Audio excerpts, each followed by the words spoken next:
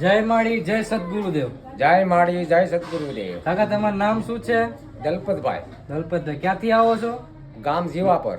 જીવાપર. હાલ ક્યાં રહ્યો? હાલ અટાણે હું માતાવાડી મારું. એવું છે. અને તમે કેટલા વર્ષથી મંદિરે આવો છો કાકા? આ મંદિરે જ્યારે મેં સુરતમાં પગ મૂક્યો ને આથી 10-15 વર્ષ થઈ ગયા છે. ત્યાર પછી અહીંયા સુરતની અંદર હું આસૂટા પાડતો હતો. મારી પાસે ખાવાના નહોતા. ત્યાર પછી એક ફેર હું મારા ધંધા ઉપર અહીંયા બેઠો હતો ત્યારે મને ખાલી જરીક ધુજારી આવી. ત્યાર પછી હું મંદિરે આવ્યો હતો. ત્યાર પછીથી માતાજીએ તમને શું પરચો આપ્યો? માતાજીએ પરસો આપ્યો છે. હમણાં થોડાક સમય પહેલાં મારો નાનો ભાઈ હાવ બીમાર પડી ગયો હતો. ડૉક્ટરે 72 કલાક આપી હતી. કેટલી? 72. ડૉક્ટરે 72 કલાક આપી હતી કે 72 કલાકમાં જો તમારી રિકવરી આવે તો ભલે, નકર ભગવાન ઉપર છોડી દેવાનું છે. શું તકલીફ થઈ હતી તમારા ભાઈને? મારા ભાઈને આંખોમાં રસી થઈ ગઈ હતી, મગજમાં રસી થઈ ગઈ હતી. એક બાજુ સફેદ કણ અને ધોળા કણ એ વધી જતા, એક બાજુ બીપી લો થઈ જતી, એક બાજુ તાવ, એ કારે ઘણા દર્દ થઈ ગયા હતા. પછી મેં માડીને વિનંતી કરી કે માડી આજ જ હું ગામડેથી આવ્યો છું, સુરતમાં પગ મૂક્યો છે. સુરતમાં બસમાંથી પગ મૂકતા પહેલાં મેં માડીને યાદ કર્યા હતા. વિઘનહર્તી માં મેલડીમાં, ગરુકુપાના ગોખવાળી, રાજ રાજેશ્વરી, વાકિયા ત્રિશુવાળી, એ માડીને મેં યાદ કરી અને સુરતની અંદર એ બસમાંથી ઉતર્યો તે મેં પગ મૂક્યો અને માડીને વિનંતી કરી હતી, માડી તારા શરણે આજ હું સાંજે આવે તારી આરતી કરી અને પછી હું મોઢામાં અન્ન ના ખાઈ.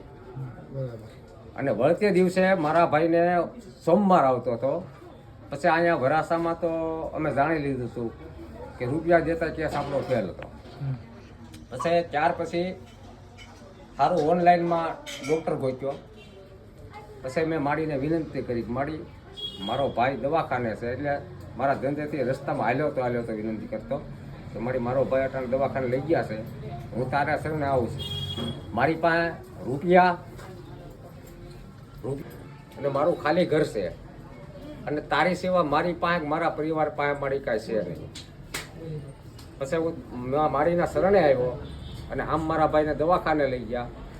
ત્યાર પછી માડીને મેં અહીંયા આસુડા પાડીને વિનંતી કરી કે માડી આ હરીજી લઈ તારી શરણે આવ્યો છું અને તું તો ગરીબની બેલી, દુખિયાની બેલી છો અને વિઘનહર્તી માં છો.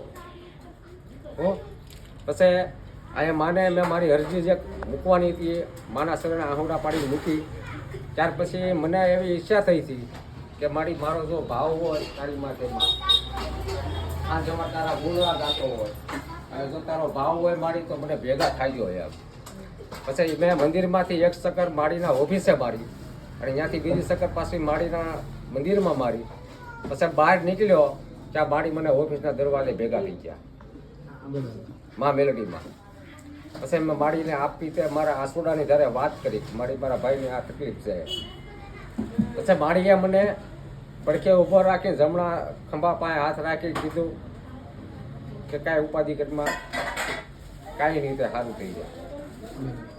અને ડૉક્ટરે 72 કલાક આપી હતી. પણ મારી આ ગુરુકૃપાવાળી માં ભગવતી મેલડીમાં આસુડા લૂસવાવાળી છે, દુખિયાની બેલી છે, ગરીબની બેલી છે. જે કોઈ માણસ દુખિયારા હોય, નાના માણસો હોય, હેરાન થતા હોય તો આ ગુરુકૃપા માં મેલડીમાંનો આશરો લે. એટલી મારી સૌને વિનંતી છે.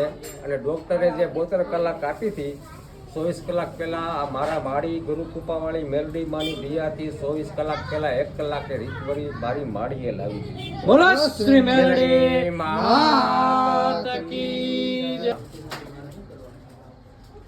હું ગુરુકૃપાના ગોખવાળા મેલડીમાંના મંદિરેથી સૌ ભાઈઓ બહેનોને વિનંતી કરું, નાના માણસો હોય, મોટા હોય, કોઈ ડૉક્ટર તમને એમ કહી દે કે જાઓ આ અમારીથી નહીં થાય, તેથી એક ફેરું મારી ગુરુકૃપાવાળી માં મેલડીમાંનો વિશ્વાસ રાખી અને આવજો. જો તમારું દર્દીને ઊભો કરી દે તો જ મારી યુક્તાપોરની માં મેલડીમાં. અને જે મારા ભાઈને તકલીફ હતી, અટાણે મારો ભાઈ હાલે છે, ચાલે છે, એકલો જાય છે, આવે છે, ખાય છે, જીવે છે, પણ મારી માડીની દયાથી બોલો શ્રી મેલડી માત કી જય. જય. આવા માના શ્રી ગુરુકૃપાની ગોખવાડી મેરડીમાંના આવા અનેરા પરચા છે. જ્યાં ડોક્ટરો છૂટી પડે છે ત્યાં માં ગુરુકૃપાના ગોખવાડીમાં મેલડી હાથ પકડે છે.